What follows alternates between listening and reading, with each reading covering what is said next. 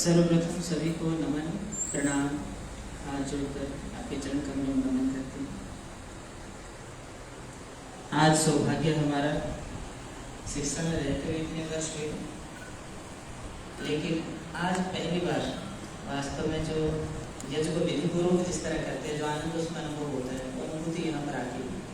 इसके लिए आर्य समाज का और सभी मित्रों का जिन्होंने हमें इस योग्य समझा कि आपके मित्र तक पहुँच पाए, सबको हाथ जोड़कर धन्यवाद। देखिए, जितना हम अपने बुद्धि विवेक से समझ पाए हैं, इसमें महर्षि दयानंद जी जिन्होंने एक विचारधारा को आगे बढ़ाया, उनके बारे में सब जानते हैं। बाल्यावस्था में जब कहा था शिव के पूजन के लिए दादा के साथ जाते थे, उन्हें उसमें आनंद नहीं आया, लेकिन इसके पीछे शायद कुछ ना कुछ छुपता जा रहा है। हमें जो पीढ़ियों से बताया जाता है, हमारे दादा परदादा, क्या वो वास्तव में सत्य होता है? सत्य के आधार क्या है, उसकी परिभाषा क्या है? अगर मेरा जन्म किसी चोर डाकू के घर में हुआ होता तो शायद मेरे लिए चोरी करनी वास्तव में आनंद का कार्य होता। किसी के कसाई के घर में होता तो शायद मारना काटना मेरे लिए बहुत अच्छा होता। तो केवल मेरी पीढ़ी से जो मुझे मिल रहा है वो वास्तविक सत्य हो सकता है कि नहीं हो सकता। इसी को बिल्कुल सरल रूप में महर्षि दयानंद जी ने बताया कि जो कर्म उनकी पीढ़ी दर पीढ़ी हो रहे थे, ये कोई सच्चाई नहीं कि आप उसको वैसे ही मान लो। जिसमें आपको आंतरिक अनुभूति, खुशी का अनुभव हो, वास्तव में रहता है। तो इसको उन्होंने दिखाया कि जैसे पूजन के अंदर गए, सत्संग कीर्तन में हम जाते हैं, कुछ बुलाते हैं, कुछ सवासन के चले जाते हैं, वहां पर जाकर कुछ सो रहे होते हैं, कुछ वार्तालाप कर रहे होते हैं, कुछ शरीर से यहाँ पे होते, मन से घर पर होते हैं, एक स्थान पर होकर नहीं रहते। इसका कारण क्या है? कहाँ हम विचलित हो रहे हैं? क्या चीज ऐसी जो हमें अपने आप से दूर कर रही है? तो जो आर्य समाज जो बना है, समाज हम सब मिलकर बनाते हैं, लेकिन इसका आधार तो एक ही व्यक्ति है ना। एक व्यक्ति एक विचार। महर्षि दयानंद जी के मन में कुछ विचार उत्पन्न हुआ, उसको उन्होंने आत्मसात किया, अपने जीवन में लेके आए, अपनी दिनचर्या में लेके आए। उसके बाद उनको देखकर जो अनुभूति, शायद इससे पहले अगर शिक्षा के क्षेत्र में रहे हम, अगर जो हम पीछे पड़े उसमें रहते तो शायद ये मौका नहीं मिलता। तो योग हमें क्या देता है, इसकी वास्तविक अनुभूति आज रहती है। योग इस योग्य बना पाए कि हम आप इतने गणमान्य व्यक्तियों के मध्य पहुंचे और हमें कुछ बोलने का अवसर मिला। तो जो ये समाज बना, इसका आधार बना था सबसे पहले रेचन क्रिया।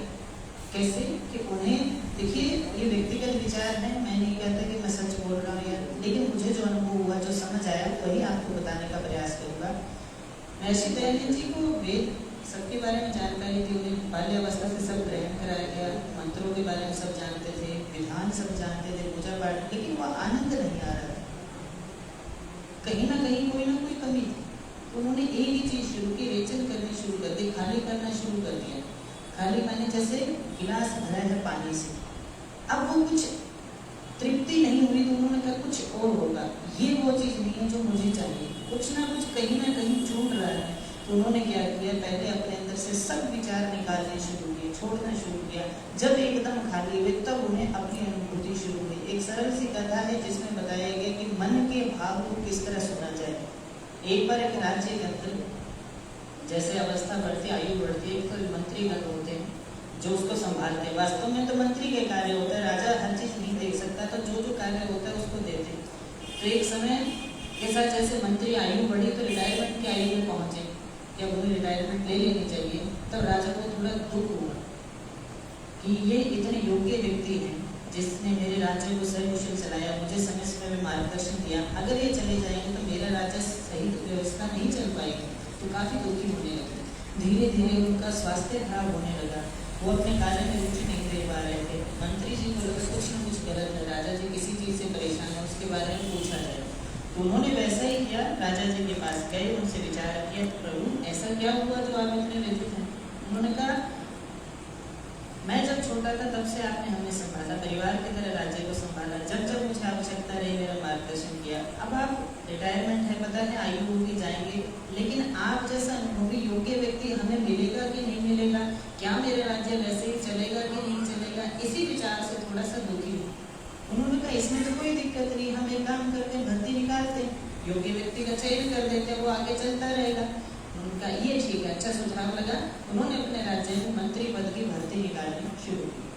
तो आवेदन जैसे हम करते हैं, हमारे बच्चे करते हैं, साथी मित्र करते हैं, सभी ने आवेदन करने शुरू किए। बहुत आवेदन आए, दूसरे प्रदेश से भी आए, क्योंकि राज्य का मंत्री बनना तो बहुत ही भाव का कार्य है, बड़ा अच्छा है। तो सब योग्य व्यक्ति पहुंचे। जैसे ही पहुंचे तो महाराज जी ने, मंत्री जी ने जो उनको कहा था कि एक शर्त रखी जाएगी, आप सब आवेदक हैं, आप सबको 3 दिन के लिए हमारे राजमहल में रखा जाएगा। उसके बाद आपको एक बंद कमरे बंद कर दिया जाएगा, गेट बाहर से बंद होगा, आपको बिना चाबी के किसी भी तरीके से उससे बाहर आना है। जो बिना चाबी की सहायता से या मंत्र या जो विधि आप जानते, खिड़की से नहीं आओगे, पीछे के दरवाजे से नहीं आओगे, और कोई मार्ग नहीं, जिस मार्ग से आपको, जिस दरवाजे से आपको बंद किया जाएगा उसी से बाहर आना है।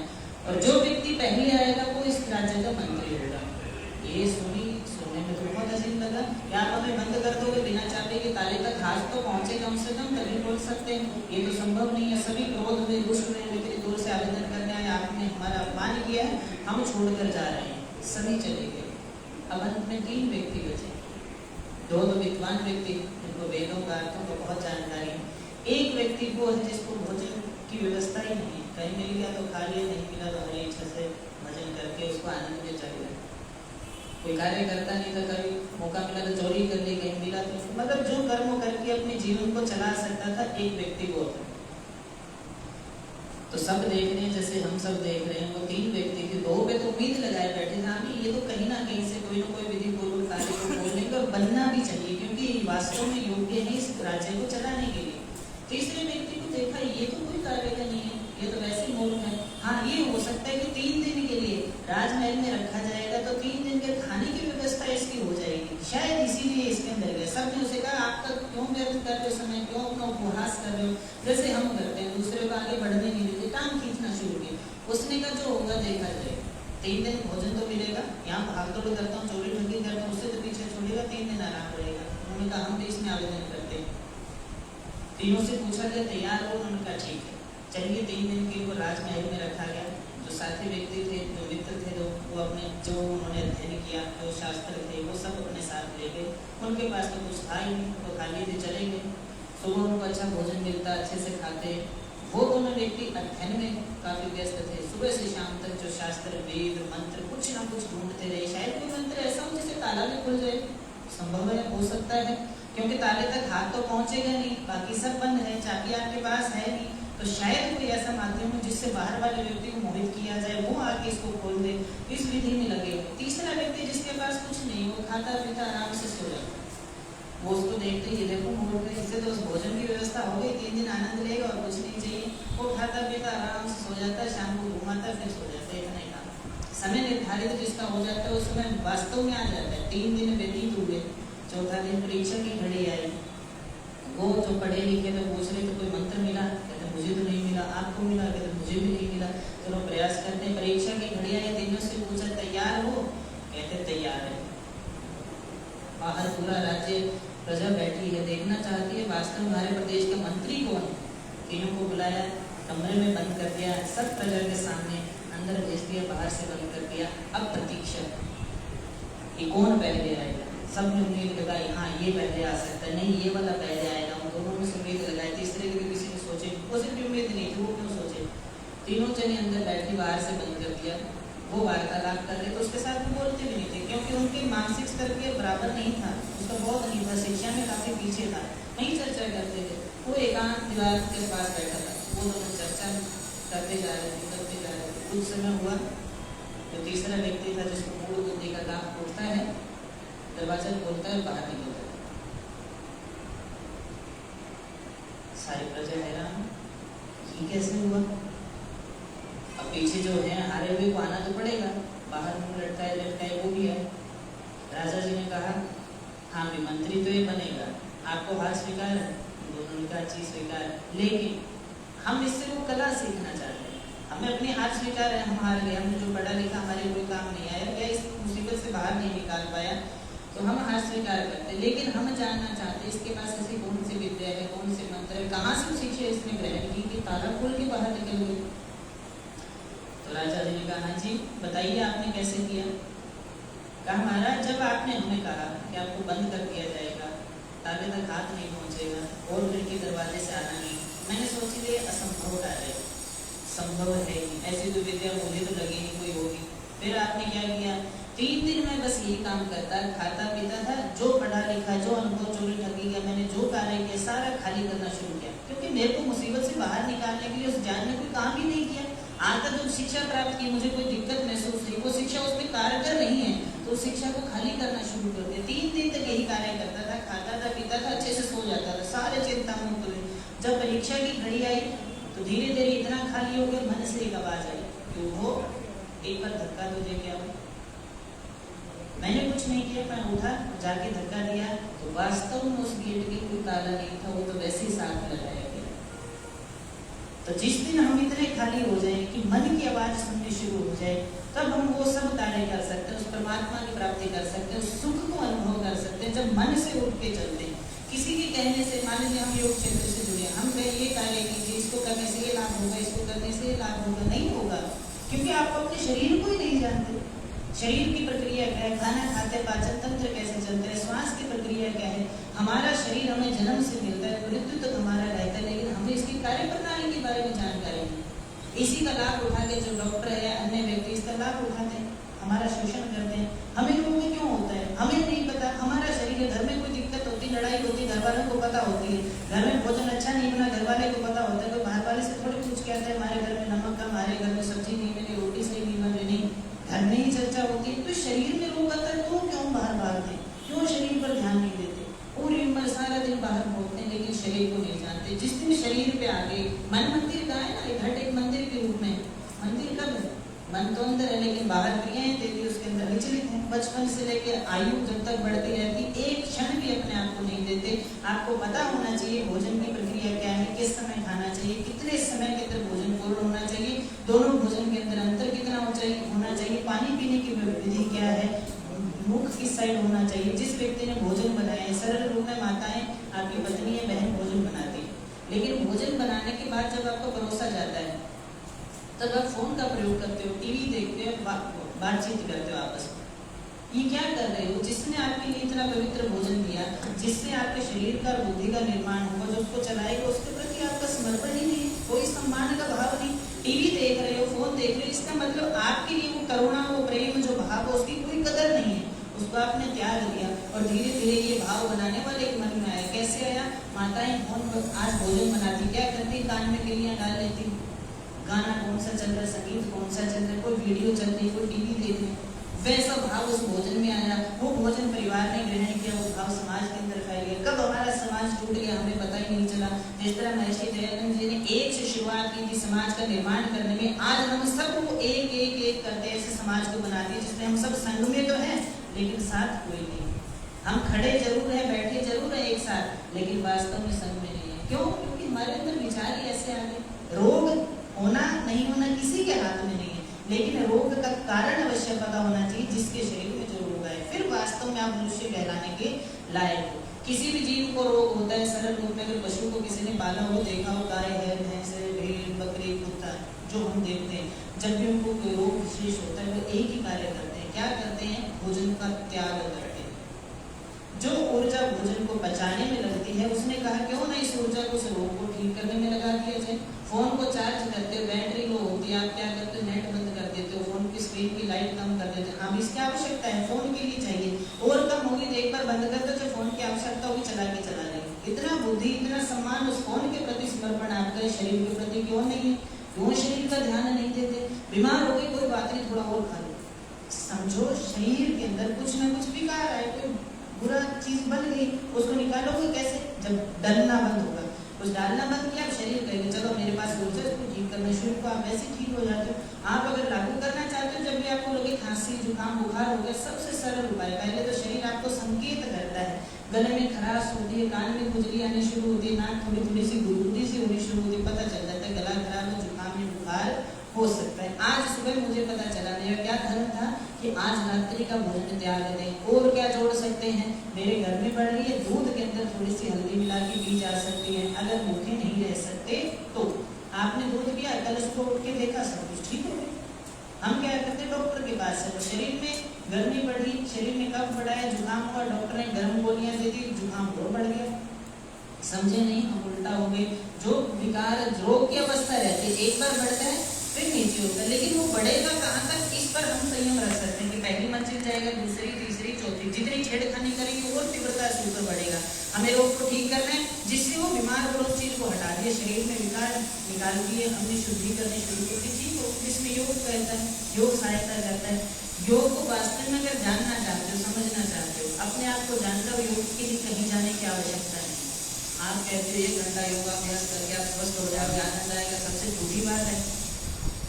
हम भी योग क्षेत्र से जुड़े परमात्मा जैसे कुछ सीखे, लेकिन जब भी हम ये बोलें कि आप 1 घंटा योग करके ठीक हो जाओ, तो सबसे मूर्खता की बात है, संभव ही नहीं है। क्यों संभव नहीं है? 23 घंटे में मैं कचरा डालता हूँ, इसके अंदर 1 घंटे में कैसे शुद्ध हो जाऊंगा? पूरे जीवन में मैंने कभी शरीर की शुद्ध नहीं ली, मैं बुढ़ापे में परमात्मा का नाम लेके सत्संग कीर्तन करके वो आनंद अनुभव करना चाहता हूँ, कैसे हो सकता है? संभव ही नहीं। जब तक आपके 23 घंटे ठीक नहीं होंगे, वो 1 घंटा काम नहीं करेगा। हाँ, रोग नहीं अलग बात है, लेकिन मन से विपरीत हो। उदाहरण के रूप में अगर मैं सत्संग कीर्तन करता हूँ, योग से जुड़ा हूँ, बाहर चाय का मौका मिलता है चाय पी लेता हूँ, कोल्ड ड्रिंक का मौका मिलता है कोल्ड ड्रिंक ले लेता हूँ, समोसे बर्गर पिज्जा मिलते हैं खा लेता हूँ, फिर कहाँ गई योग? आपका अपने ऊपर संयम ही नहीं है कि ये चीजें आपके लिए नहीं बनी, आपको बीमार करेगी। मुझे पता है बीमार करती है, लेकिन मैं खा लेता हूँ, फिर वो 1 घंटा योगाभ्यास क्या काम करेगा? हम तो अपने आप से धोखा कर रहे हैं, बस सामने वाले शोर करवाते हैं। तो कभी भी ये देख लेना कि 1 घंटा योगाभ्यास करके, 5 मिनट सत्संग कीर्तन करके, हवन आदि करके आपको सुख और आनंद की प्राप्ति नहीं हो सकती जब तक आप पूरे दिनचर्या को सही ठीक नहीं करेंगे। इसमें आपके उठने से लेके बैठने का, पेट साफ करने का, नहाने का, पूरे दिन की जो क्रिया है, कपड़े जो पहनते हो, कौन सा रंग कौन से इनको प्रभावित करता है, रंग चिकित्सा जिसको कहते हैं, शरीर के ऊपर सबसे मुख्य कारण रोग का एक कारण जो हमने अनुभव किया और उसको दूर किया तो काफी चीजें ठीक होगी, जैसे cervical, migraine, stress, back pain, पैरों में दर्द होना, वेरिकोज जिसको हम कहते हैं महिलाओं के रोग, खून नीचे चला जाता है ऊपर नहीं आता, नसें सूख जाती है। इसको ठीक कैसे किया? सरल से एक ही चीज की, शरीर के ऊपर जो बंद रहता है, रबड़ जो रहता है, इसको दूर कर दिया। रबड़ कहाँ रहता है? हमारी कमर पे रहता है, 24 घंटे बंधन रहता है। शरीर में 70% खून गले से ऊपर काम करता है, हमारे दिमाग को, नर्वस सिस्टम को चलाने के लिए 70% खून चाहिए, ये तो ऊपर चल रहा है ठीक है, लेकिन पूरे शरीर को चलाने के लिए 30 पैसे में हमने बंद लगा दिया, पैरों से नीचे रोग आ गए। हम कब संभालते? जब सोने के लिए जाते हैं, बंद होकर कहते हैं ओ यहाँ तो रबड़ के निशान बन गए। कब संभाला? दिन में 1 बार, 2 बार, 4 बार, 5 बार। कोई समाधान किया?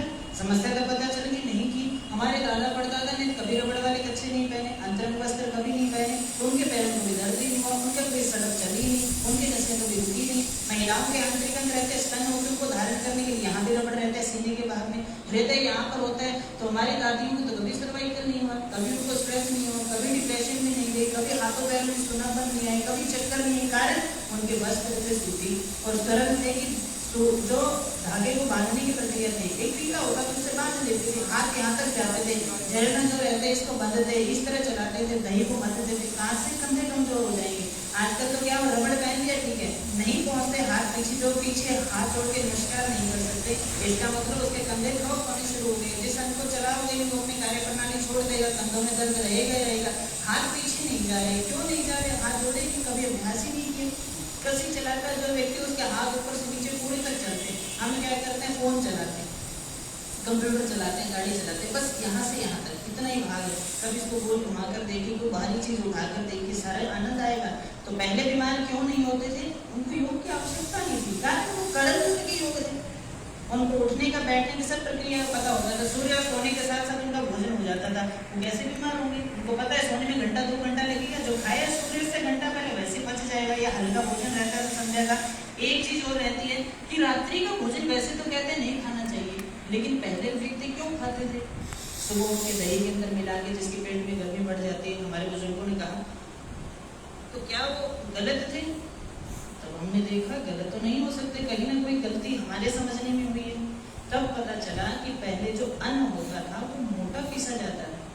देखिए, पौधे से दूर हुआ, पोषकता कम होनी शुरू होगी, ठीक है, जायज बात है, कम होगी। जितना समय पौधे से दूर रहेगा, जब तक उसको ग्रहण ना किया जाए, उसके पोषक तत्व कम होते जाएंगे। पौधे से आपने गेहूं लिया, पहले पीसा किस तरह जाता था? हाथ से। स्वस्थ रहते थे, लेकिन वो भुरभुरा दरदरा रहता था, मोटा आटा होता था, उसके पोषक तत्व हमेशा लंबे समय तक चलते थे। आजकल कैसे भोजन परोसा जाता है? एकदम रबर, एकदम सॉफ्ट, नरम से नरम, उसके ऊपर जो आवरण होता है ना भूरे रंग का अन्न के ऊपर, वास्तव में तो वही पोषक तत्व वही अंदर वाले को बचाता है। जब ऊपर वाले का आपने जला दिया, अंदर सफेद आता है मैदा, गेहूं से ही बनता है। वास्तव में गेहूं हमारी फसल नहीं है, गेहूं नहीं हमारा था, ज्वार था, मोठ था, बाजरा था, चना था, जो थी ये चीजें थी, लेकिन हमें बाहर की चीजें अच्छी लगी। तो प्रयास करो कि गेहूं को धीरे धीरे घर से बाहर निकालो। इसके अलावा जो हमारा भोजन था उसको लेके आओ, वैसे ठीक हो जाओ। अब गेहूं के अंदर क्या चीजें डाल दी कि गेहूं का सबसे बड़ा दुश्मन क्या है? घी। सब चौपड़ के खाते हैं, अच्छे से चूरमा बना के देते हैं बच्चों को, कभी नहीं मिलता। गेहूं की रोटी जो है उसके अंदर कितना मर्जी घी डाल दो, पी ही नहीं सकती, ऊपर ढस जाएगा, रुक जाएगा, लेकिन सोख नहीं पाएगी। अब बाजरा लेके आओ, घी डाल के चूरमा चूर के जिसके लिए भरोसा उस तक लेके जाओ, घी गायब और डालो। ये भोजन जो एक दूसरे के मित्र हैं, जब पेट में जाएंगे तो आपका पाचन तंत्र अच्छा होगा कि नहीं होगा? आप स्वस्थ रहोगे कि नहीं रहोगे? बीमार हो ही नहीं सकते। हम उल्टा चलते हैं, इसीलिए हम बीमार हो जाते हैं। हमें वास्तव में जानकारी नहीं रही कि वो करते क्यों थे। वो तो मोटा अनाज पीसते थे, रोटी इतनी मोटी होती थी, तवे पे होती थी, दूसरा विज्ञान राख उस पे लगती थी। राख हमारे भूमि तत्व को ठीक करता है। खाना खाने के बाद चुटकी भर राख खाओ, आपके शरीर के बहुत सारे विकार दूर हो जाएंगे। चूल्हे के लिए कहते तो आजकल तो घर ही बंद हो गए, एक बार थोड़ा सा दिया जलाते हो, वो धुआं कर दिया, ये कर दिया, वो कर दिया, पोल्यूशन होता है, ऐसे होता है। अगर धुएं से कोई व्यक्ति मरता है तो हमारी दादी माँ से पूछो, 80-90 साल तक की होती है, आज भी बिना चश्मा के बढ़ सकती है। जो व्यक्ति कभी धुएं के पास भी नहीं गए, आजकल जो बच्चे हो रहे सबके चश्मा चढ़ी हुई है। हमें मूर्ख बनाया गया कि धुएं से सांस के रोग होते हैं, किसी के लंग्स खराब नहीं हुए, जो फूंकड़ी से फूंक मार मार के पूरी उम्र निकाल दी। आजकल बच्चे गुब्बारे फुलाते हैं, ये कुछ भी नहीं करते, वो सब बीमार। हमारे जो वास्तव में योग था, जो हम नित्य करते थे, कहीं ना कहीं उसके अंदर विकृतियां डाल दी, हमें हमारे संस्कारों के प्रति ही खड़ा कर दिया। हम विरोध करते हैं। बहुत बार देखते हैं कुछ फिल्में आती हैं, वास्तव में तो हमारे धर्म के ऊपर प्रहार की होती है। ये व्यर्थ की चीजें हैं। ज्यादातर पहचान हम बाहर से करते हैं, अंदर से नहीं जाते। उदाहरण के रूप में जैसे कोई व्यक्ति तिलक रखेगा, शिखा रखेगा, धोती कुर्ता पहनेगा, हाँ जी ये पंडित जी है, शास्त्री जी है, इतनी चर्चा रहेगी। हाँ इसने सूट बूट पहना ही अच्छा लग रहा, हम ये कोई व्यक्ति शायद प्रतिष्ठित व्यक्ति है। बाहर से क्यों देख रहे हो? किसी जरूरतमंद की सेवा नहीं कर सकता, बड़े के आगे झुक नहीं सकता, छोटे को प्रेम से नहीं कर सकता, वो कहाँ से बड़ा हो गया? होते हुए दान करना कोई बड़ी दान नहीं है। आपके पास नहीं है फिर भी अपने भाग का प्रयोग करके उसको दिया, वास्तव में दान तो वही। ये चीजें कब आएगी? जब आप अपने आप से जुड़ोगे। देखिए चीजें बहुत सारी है, पूरी दिनचर्या के अंदर आपको क्या करना है, कैसे स्वस्थ रहना है, बिना दवाई बिना औषधि। अरे आयुर्वेदिक दवाई आप लेते हो, होम्योपैथिक दवाई लेते हो, रोग विशेष में लेते हो, कई तो क्या कर दिया, मान लीजिए कुछ बड़ी है कोई औषधि, ये औषधि लेने से आपका लीवर ठीक होता है, किसका जिसको जरूरत है सारे खा लो। ये बड़ी खाने से आपकी किडनी ठीक हो जाएगी, ये औषधि खाने से। अरे क्यों खा रहे हो? शरीर जब तक मांग नहीं कर रहा क्यों कर रहे? आपने वो पोषक तत्व तो शरीर को दिए, उदाहरण के रूप में सप्लीमेंट प्रोटीन शरीर को दिए, पका पकाए मिलेगा तो आप पकाओगे? घर पे फोन करते ही जोमेटो या ऐसी कोई चीजें भोजन आ जाएगी, घर में रसोई चलेगी? नहीं चलेगी। वैसे ही शरीर के साथ होता है, सीधे प्रोटीन सप्लीमेंट आप खा लेते हो तो शरीर बनाना ही छोड़ देगा। हम ये जब ये सीधे ही ला रहे तो मैं क्यों बनाऊं? सप्त धातु होती है, रस रक्त मांस मेद अस्थि मज्जा शुक्र। जब इसको जरूरत ही नहीं है तो शरीर बनाना बंद कर देता है। जब तक लोगे तब तक ठीक है, छोड़ दो तो फिर बीमार होंगे। तो इस संशय से बचना, कभी भी प्रोटीन सप्लीमेंट या बिना कारण की, भले ही वो आयुर्वेदिक है, नहीं लेनी। शरीर खुद बनाएगा, इसको बनाने दो, मेहनत करने दो। जैसे बच्चा हम खेलते थे, मिट्टी में खेले कूदे, चोट लगे ठीक हो गई। मुझे पता है कि चोट लगती मिट्टी लगाने से ठीक हो गया। आज के बच्चों को टेटनस हो जाएगा, भागो डॉक्टर के पास, डेटोल लगाएगा, बीटाडीन सल्फेट जो लगाता है। जो रोग 1 से 2 दिन में वैसे ही ठीक हो जाना था वो हफ्ते तक रहता है, कारण उसको जमने नहीं देता, जो प्लेटलेट्स उसके अंदर बनते थक्का बनने नहीं देता, रोग ठीक होने नहीं देता। डॉक्टर क्या करेगा? आज उसके ऊपर थोड़ा सा सख्तपन आना शुरू हुआ, घूंट आना शुरू, डॉक्टर छील देगा, उसके ऊपर दोबारा से लोशन लगाएगा, फिर पट्टी करता है, 2 दिन के बाद फिर आना है। अरे भैया हमारे तो कभी नहीं हुआ, हमारे दादा दादी की तो कस्सी लगती थी इतनी जोर से, कुछ नहीं होता, मिट्टी उठाई थोड़ी सी लगाई ठीक हो गए। उनके क्यों नहीं होता था? कारण हम ज्यादा संवेदी हो गई बाहरी के प्रति, बाहर से जो जानकारी मिली उसको सत्य मान लिया, शरीर को समय दे दिया रोग से लड़ने का, कोई चोट से लड़ने का, इसलिए बीमार होते रहे। वास्तव में जो कुशल योगी है वो हमारे परदादा परदादी या जो बुजुर्ग अब भी उस दिनचर्या का पालन करते हैं। जो व्यक्ति ढीले कपड़े पहनते हैं उसके शरीर में रोग हो ही नहीं सकता। अंतरंग वस्त्र, यहाँ पर रबड़ धारण किया, योग की अगर बात करें, मूलाधार चक्र होता है बिल्कुल जो गुदाद्वार है उससे 4 अंगुल ऊपर है, उसका कार्य क्या है? ऊर्जा को उठाना। वो कब उठता है? गहरे रंग से। गहरा रंग माने लाल रंग से। पहलवानों को कभी देखा होगा हमने, वो लंगोट पहनते थे, लाल रंग का पहनते थे, और कोई रंग ही नहीं पहनते थे। क्यों? और कोई रंग पसंद नहीं था, या उस समय कोई रंग होते नहीं थे, पीला भी होता था, नीला भी होता था, हरा भी होता था, लेकिन पहनते लाल थे। कारण लाल रंग मूलाधार चक्र को जागृत करता है। और हमारे शरीर का पूरा जोर कब लगता है? जब एकदम पूरे टाइट होते हैं, पूरे कठोर कर देते हैं। जो हमारा गुदाद्वार एनएस पॉइंट को जितना जोर से जकड़ोगे, यहाँ से जकड़ा जाएगा, ऊर्जा एकदम से उठेगी, सामने आप जोर लगा पाओगे। किसी चीज को धक्का देना, तब क्या कहते हैं? नीचे से जोर लगा, नीचे से, मानो मूलाधार चक्कर से ऊर्जा उठा आगे तक जाएगी। तो क्या किया उन्होंने? लाल रंग पहन के उस ऊर्जा को उठाया और पूरा शारीरिक श्रम की मेहनत की, पूरा कठोर अभ्यास किया। लेकिन जैसे ही अभ्यास हुआ, ऊर्जा तो उन्होंने बना ली, अब ये ऊर्जा खराब ना हो इसलिए लंगोट उतार लेते थे, सरल कपड़े पहन लेते थे, ऊर्जा पूरे शरीर में बढ़ जाती थी। अब प्रेशर कुकर होता है, नीचे से अग्नि जलाते, ऊपर से सीटी निकलती, घर में निकल जाती है ना। अब उस सीटी को बंद कर दो और गर्म ही गर्म करे जाओ, क्या होगा? हट जाएगा, ढक्कन खराब हो जाएगा। वही हमने शरीर के साथ किया। गहरे रंग के अंतरंग वस्त्र तो पहन लिए, अभ्यास तो हमने कर लिया, ऊर्जा तो बना ली, मूलाधार चक्र को जागृत कर लिया, लेकिन ऊपर रबड़ लगा लिया। ऊर्जा बनी, जाने की जगह ही नहीं, कहाँ ऊपर जानी चाहिए थी, ऊपर से बंद कर लिया। रोग हो गए हमारे, धातु रोग हो गए, शरीर का बाहर आना हो गए, बच्चे का ठहरना नहीं रहा, महिलाओं में ज्यादा रोग लिकोरिया तक पहुंच गई, पुरुष में धातु रोग रहे, शीघ्र पतन, धातु कमजोर होनी, बच्चे ना पैदा होने। कारण बचपन से तो रबड़ पहना रहे हैं, बच्चा अभ्यास करता है, गहरे रंग के हमने पहना दी, ऊर्जा तो उठा दी, लेकिन उसको सरल ठीक करने के लिए रबड़ बंद लगा दिए, इससे बीमार हो गए। नाड़ा होता था, बिना देखे गांठ लगा सकता है कोई? आते नहीं, ये फाइन मोटर होती है, चलने नहीं आते। बच्चों को सीधा पहनना आता है, उतारना आता है कि नहीं? तो ये चीजें जब इस परिवार में लेके आओगे, आप बहुत सारे रोगों से तो वैसे ही बच जाओगे, कभी बीमार होने की जरूरत ही नहीं पड़ेगी, या किसी की पूछने की आवश्यकता नहीं रहेगी। पहले विधान ये होता था, अगर इस क्षेत्र में अगर रोग आता है तो इस क्षेत्र का जो वैद्य था उसको फांसी तक दी गई कि आपके होते हुए हमारे क्षेत्र में बीमारियां क्यों फैली। हम बीमार होते हैं, डॉक्टर के पास जाते हैं, डॉक्टर कहते हैं क्या बीमारी है, ये आपको बीमारी बताएगा, फिर कब्जी है, फिर उल्टी आई, दस्त लगा, सिर दर्द हुआ, पेट दर्द, सारा तो पूछ लिया, तब इसको पता ही है, तो फिर आप डॉक्टर किस नाम के? वैद्य होते थे, चेहरा देख के बता देते तूने इतने दिन पहले ये खाया था, इस कारण तो बीमार है, नहीं तो नाड़ी देख के बता देते हैं इस कारण से तेरे अंदर विकृति आई है। हम उल्टा चल रहे हैं। हॉस्पिटल जिस देश में खुलने शुरू हो गए, इसका मतलब उस देश का स्वास्थ्य बिल्कुल बेकार हो गया। हमारी कमी कर लो, नासमझी कर लो, हम इस चीज को बढ़ा रहे कि हॉस्पिटल ज्यादा से ज्यादा होने चाहिए, रोग ही ना होने, फिर तो आमदनी नहीं होगी। क्यों नहीं होगी? इसके पीछे फार्मास्यूटिकल कंपनी जो लगी है, विदेशी कंपनियां, पीछे तो वही है। वो क्यों हॉस्पिटल फैला रही है? पहले हमें बीमारी देती है, फिर उसका उपचार करती है, फिर नई बीमारी देती है, उसका उपचार कर रही है। सरल रूप में अगर बीमारियों की तरफ चलते हैं, बीमारी का कारण सबसे पहले कब्ज होती है। कब्ज क्यों होती है? क्योंकि आप शरीर में पानी नहीं पीते उसके वजन के अनुसार। आपका जितना वजन उसको 10 से भाग कीजिए, उसमें से 2 घटा दो। इतना तरल आपके शरीर के लिए जरूरी, इतना तरल आपने पिया, शरीर के अंदर नमी बनी रही। अब सुबह उठ के आपने 1 गिलास, 1.5 गिलास, 2 गिलास जितना पानी पिया, वो पानी शरीर सोखेगा नहीं, कारण एक दिन पहले आपने उतना पी लिया जितना शरीर को चाहिए। अब वो पानी बढ़िया अंदर जाता है, पेट को साफ कर देता है, बात खत्म हो जाती है। लेकिन हम उल्टा करके पहले दिन तो पीते नहीं, अगले दिन सुबह में 1 गिलास पिया, 1 जग पिया, पेट साफ ही नहीं हुआ। अरे पहले शरीर सोखेगा, जैसे बरसात होती है, पानी सीधा ही थोड़ी खड़ा होता है, पहले मिट्टी सोखती है, फिर धीरे धीरे ऊपर उठता है। जो पी लिया तो पी लिया, उसके बाद निकलता है। वैसे हमारे साथ होता है। कब्ज होगी, कब्ज के साथ साथ क्या होगा? बीपी बढ़ेगा, हाई बीपी, लो बीपी की तरफ जाओगे, फिर और ज्यादा बढ़ा दोगे, घुटनों में पहुंच जाएगी बात, रोग जिसको हम कहते हैं कट कट की आवाज आने, जोड़ों में दर्द होना, जगड़न बढ़ जाना, अकड़ जाना एकदम से। और मेहनत करोगे, इसको और बढ़ाओगे, या आपके खून में चली जाएगी, और ज्यादा बढ़ाओगे शुगर की तरफ चली जाएगी, फिर धीरे धीरे बढ़ाते रहोगे, ब्लॉकेज आनी शुरू हो जाएगी, हार्ट खराब हो जाएगा, दिमाग खराब हो जाएगा, पैरालिसिस आ जाएगा, ब्रेन हेमरेज हो जाएगी। ये चीजें होगी। कहाँ से शुरू हुई? कब्ज से। ठीक कैसे होगी? तो नमी के तो शरीर बीमार होता ही नहीं।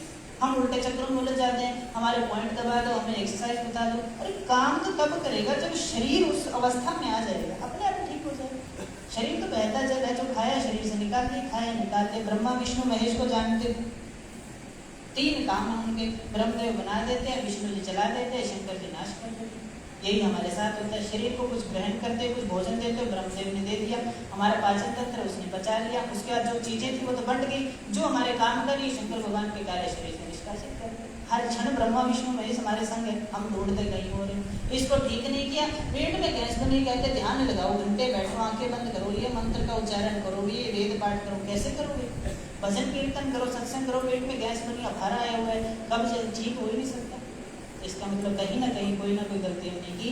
तो आप सबसे निवेदन, उलझना नहीं है, सरल होना है। जिस सूत्र का प्रयोग महर्षि दयानंद सरस्वती जी ने किया उसके ऊपर आना होगा, अपना रेचन करना होगा जो आपको अनुभव में आगे लेके जाए। किसी का मानना नहीं है, मैं कुछ बातें बताता हूँ उसको क्यों मान रहे हो, आप अपना करके देखो, अपना जो निकले उसको आगे निकालो। मैंने कुछ किया, मुझे जैसा परिणाम मिला मैंने आपको बता दिया। अब मेरे पीछे या मेरे विचारों के पीछे मत आना, कभी भी मत आना किसी के भी। उस व्यक्ति ने जो कार्य किया, अनुभव किया, उसको आगे बांट दिया। इस चीज को लेके चलिए, आप उस चीज को करके देखो, जीवन में लागू करो, परिणाम ना तो परिवार में बांटो। धीरे धीरे कभी इस एक व्यक्ति से समाज बन जाएगा, आप खुद ही अनुभव नहीं करोगे, जान जाओगे कि हमें किस तरह ठीक हुआ। नशे का फैलना, नशा क्यों फैल गया, परिवार क्यों टूट गया, क्यों बिखर रहा है, क्यों सिरसा के अंदर 20 से 25 रोज डाइवोर्स फाइल हो रही है, रोज की एप्लीकेशन आ जाती है तलाक लेने की, सिर्फ सिरसा क्षेत्र की 20 तक।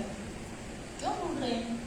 क्योंकि परिवार की धारणा 3 स्तंभों पर टिकी, चौथा तो अपने आप आ जाता है। परिवार के अंदर 3 चीजें रहती है, पहला बाल्य अवस्था में बच्चे होते हैं, फिर युवा होता है, फिर बुजुर्ग होता है। ये 3 ही तो है। अब तीनों का थोड़ा सा भाव देखिए, जो बच्चा है बिल्कुल खाली है, वो मतलब कुछ है ही नहीं, एकदम रिक्ति तो है, कहते कोरा कागज है, बिल्कुल खाली है। युवा के पास ताकत है, समृद्धि है, कुछ कार्य कर सकते हैं। बुजुर्ग के पास शारीरिक क्षमता नहीं है, लेकिन वो भरा हुआ है, किससे? अनुभव से। अब खाली और भरे वाले को आपस में मिला दें तो काम चल जाएगा ना। जो दादा दादी जो अपने जीवन में अनुभव किया, जो संस्कार उनके अंदर आए, वो खाली वाले को भेज दो तो दादा दादी की कहानियां सुना, वो अपने आप ठीक रहते हैं, कभी बीमार नहीं होते। अब समस्या क्या रही कि यूट्यूब पर देख लो ना, नेट पे दिखा दो, थोड़ी रंग बिरंगी दिखेगी, रंग बिरंगी दिखेगी, कथा बहुत अच्छे से बना दो, लेकिन प्रभावी नहीं है। क्यों नहीं है? क्योंकि जो दादा है वो पीढ़ी दर पीढ़ी जो संस्कार मिल रहे हैं और जो गलतियां उसको समय के अनुसार बदलाव के साथ कहानी सुना सकता है। हमें कहानियां सुनाई जाती है ऊंट की, गादड़ की, शेर की, आमदनी थोड़ी देते हैं, इन्हें निकालो घर से बाहर, निकाल दिए कहाँ? वृद्धाश्रम में। वृद्धाश्रम हो गया, अनुभव हमारे घर का तो गया। अब बच्चे हम संभाल नहीं सकते, क्यों? क्योंकि हमें तो कार्य करना है, हम तो उस अवस्था में है नहीं कि किसी को संभाल पाए। क्या करें? बच्चों को बाल केंद्र में छोड़ दो, दोनों समस्या से मुक्त होगी। बच्चा बाल केंद्र, ये 2 व्यक्ति है, महिला भी होती है, क्या करेंगे? खाना खिला देंगे, टाइम पे दूध पिला देंगे, शोर करेंगे तो फटाक से 1-2 मारेंगे, बस। उन्हें तो 9 से 5 या जो समय उतने समय संभालना है, कोई संस्कार नहीं, कुछ नहीं सीख रहे, एक दूसरे जांच। हाँ, उन्हें पता है जो ताकतवर है वही काम चलेगा, जो मार सकता है उसकी सुनी जाएगी, बस। जैसे जैसे आयु बढ़ी, बच्चे हमारा कहना नहीं मानते, हमारे सामने बोलते हैं। आपने क्या उनको समय दिया? बच्चे के पास चरित्र निर्माण के सिर्फ 5 वर्ष होते हैं, 5 साल के बाद आप कुछ नहीं कर सकते। उसका 25 साल बाद जो दिखाएगा, जो व्यक्तित्व होगा, वो 5 साल में आपने जो संस्कार दिए वही होता है। उसके बाद तो लागू करना शुरू करता है, 5 साल तक ग्रहण करता है, काम करते हैं बड़े। हाँ, ये मेरे दादा है, ये मेरी दादी है, मेरे चाचा है, मेरी ताई, बार बार आपने बताया, समझना शुरू किया। जो भाषा आपने बोली, मातृभाषा बागड़ी है, पंजाबी है, हरियाणवी, उसको उसने सीखना शुरू। क्यों? वो भाषा उसने माँ के गर्भ में सीखी। उस टाइम तो अंग्रेजी नहीं बोलते थे, गर्भावस्था में तब तो आप अपनी भाषा में आनंद लेते थे, उसी में सोच विचार करते थे। इसलिए हम शिक्षा में पीछे हो गए, हमारे अंदर एक विकार डाल दिया। अंग्रेजी भाषा पढ़ने वाला, बोलने वाला व्यक्ति विद्वान होता है। अंग्रेजी भाषा से मेरे विरोध नहीं है, लड़ाई नहीं है, लेकिन जिस चीज को उसने माँ के गर्भ में सीखा, जिस भाषा में, उसमें शिक्षा क्यों नहीं देते आप? और सरल रूप में देखना चाहते हो, हमारे देश में IAS IPS होते हैं, यूपी बिहार के क्यों होते हैं? हरियाणा, पंजाब, राजस्थान, इधर के क्यों नहीं होते? कारण उनके अंदर अपनी मातृभाषा से प्रेम है। यूपी बिहार से कोई भी व्यक्ति है, हमारे यहाँ पे हम देखते रेडियो वाले, उसकी हिंदी भाषा इतनी शुद्ध होती है, हम नहीं बोल सकते उसके जैसी। भले ही उसने स्कूल का मुंह ना देखा हो, लेकिन वो बोलते हिंदी भाषा में। जो मातृभाषा माने जिसमें सबसे पहले सीखना शुरू किया, उसी भाषा में उसको शिक्षा मिल गई, उसी में उसको व्यवसाय मिल गया, कामयाब होगा कि नहीं होगा?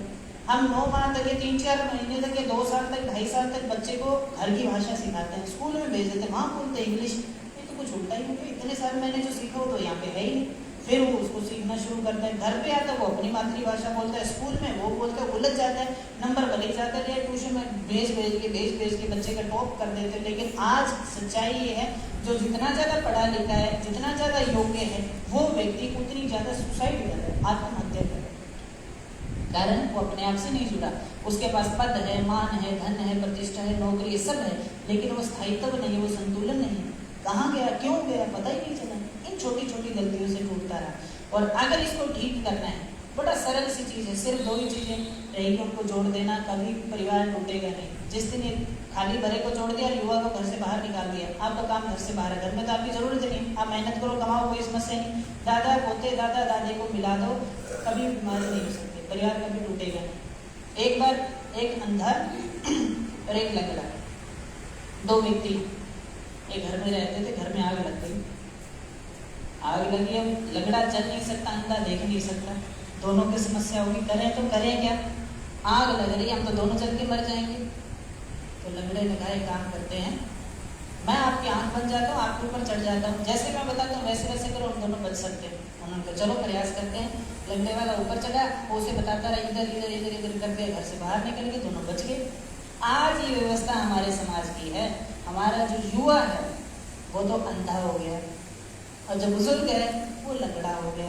अनुभव होते हुए वो कर नहीं सकता, कारण शरीर में सामर्थ्य नहीं रहा। और जो अंधा है, सब कुछ है, लेकिन उसके पास संस्कार नहीं है, बोध नहीं है, समझ की क्षमता नहीं, वो हमारा युवा है। जिस दिन देश का युवा अपने बुजुर्गों के अनुभव के साथ कार्य करना शुरू करेगा, कोई भी अगर उसे जला नहीं सकते, कहीं भी विचलित नहीं हो सकता, कभी हारेगा तो अपने आप ठीक रहेगा। तो इन विचारों के साथ साथ देखिए, मन तो बहुत करता और भी चीजें बताएं, लेकिन समय के विधान सब कार्य से जुड़े हुए हैं जी। तो आगे जैसे ही परमात्मा के आपका आशीर्वाद रहेगा, जरूर इसको बढ़ाएंगे, आगे चलेंगे। आप सबके सहयोग से छोटे से संस्था योग मित्र चैरिटेबल ट्रस्ट यहीं पे बिल्कुल पास में पीएमए बैंक वाली गली में है, जिसमें योग के क्षेत्र में कार्य कर रहे हैं। जो बच्चे सीखना चाहते हैं उन्हें सिखाया जाता है, रोग विषय से संबंधित प्रयास किया जाता है।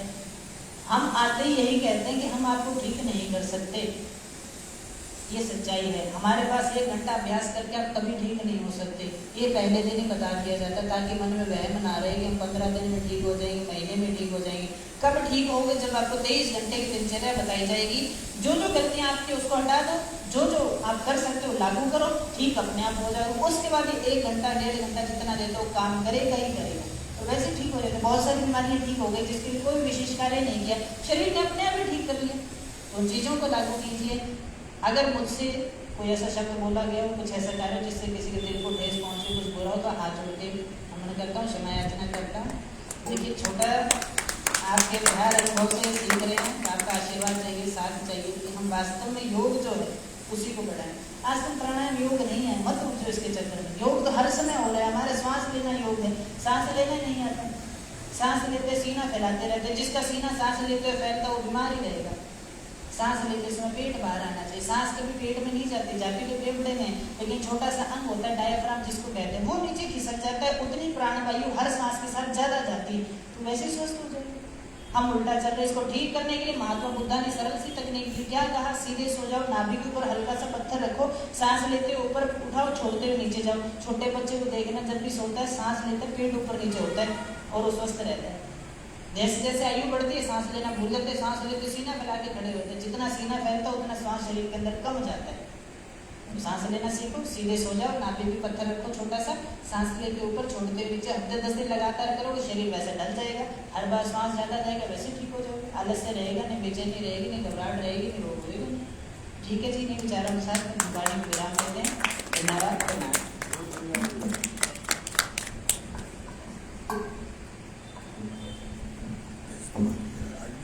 बहुत बहुत धन्यवाद। बहुत ही उत्तम विचार जीवन को सुखमय बनाने के लिए इन्होंने प्रस्तुत किया।